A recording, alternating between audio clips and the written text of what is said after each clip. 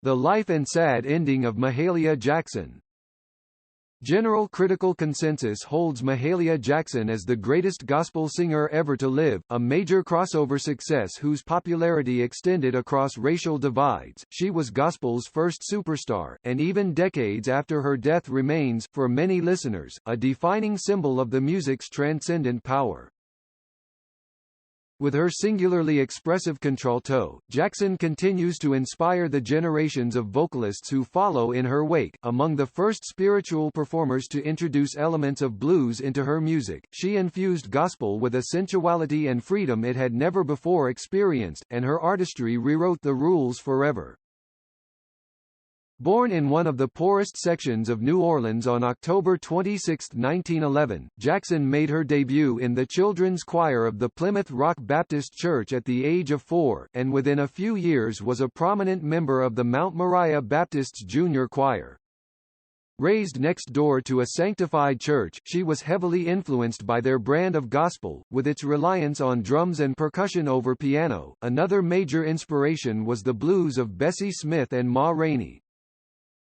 By the time she reached her mid-teens, then, Jackson's unique vocal style was fully formed, combining the full-throated tones and propulsive rhythms of the sanctified church and the deep expressiveness of the blues with the note-bending phrasing of her Baptist upbringing.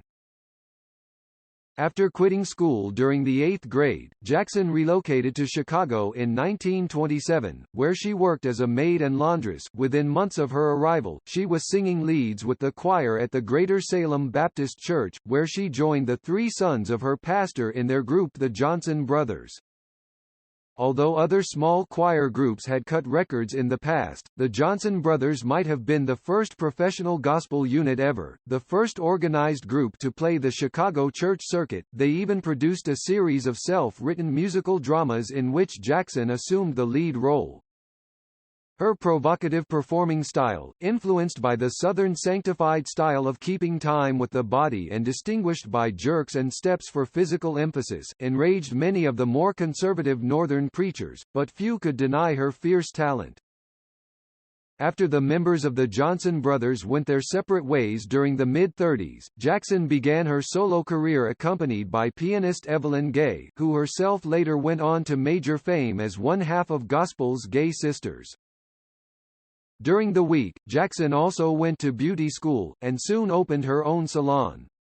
As her reputation as a singer grew throughout the Midwest, in 1937 she made her first recordings for Decca, becoming the first gospel artist signed to the label. Curiously, none of the tracks she recorded during her May 21 session was by Thomas A. Dorsey, the legendary composer for whom she began working as a song demonstrator around that same time. While her Decca single God's Gonna Separate the Wheat from the Tares sold only modestly, prompting a lengthy studio hiatus, Jackson's career continued on the upswing. She soon began performing live in cities as far away as Buffalo, New Orleans, and Birmingham, becoming famous in churches throughout the country for not only her inimitable voice but also her flirtatious stage presence and spiritual intensity. Jackson did not record again until 1946, signing with Apollo Records. Although her relations with the label were often strained, the work she produced during her 8-year stay on their roster was frequently brilliant.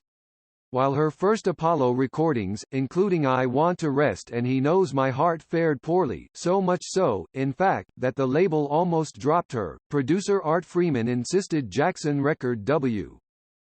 Herbert Brewster's Move On Up a Little Higher, released in early 1948, the single became the best-selling gospel record of all time, selling in such great quantities that stores could not even meet the demand.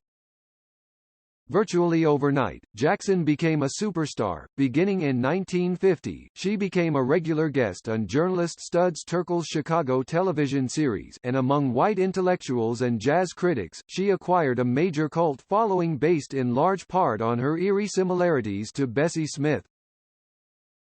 In 1952, her recording of I Can Put My Trust in Jesus even won a prize from the French Academy, resulting in a successful tour of Europe. Her rendition of Silent Night even became one of the all-time best-selling records in Norway's history. Jackson's success soon reached such dramatic proportions that in 1954 she began hosting her own weekly radio series on CBS, the first program of its kind to broadcast the pure, sanctified gospel style over national airwaves. The show surrounded her with a supporting cast which included not only pianist Mildred Falls and organist Ralph Jones, but also a white quartet led by musical director Jack Halloran, although her performances with Halloran's group moved Jackson far away from traditional gospel towards an odd hybrid which crossed the line into barbershop quartet singing. They proved extremely popular with white audiences, and her transformation into a true crossover star was complete. Also in 1954, she signed to Columbia, scoring a top 40 hit with the single Rusty Old Halo, and 2 years later made her debut on The Ed Sullivan Show. However, with Jackson's success came the inevitable backlash. Purists decried her music's turn toward more pop-friendly production, and as her fame soared, so did her asking price, so much so that by the late 50s, virtually no black churches could afford to pay her performance fee. A triumphant appearance at the 1958 Newport Jazz Festival solidified Jackson's standing among critics, but her records continued moving her further away from her core audience. When an LP with Percy Faith became a smash, Columbia insisted on more recordings with orchestras and choirs. She even cut a rendition of Guardian Angels backed by comic Harpo Marx.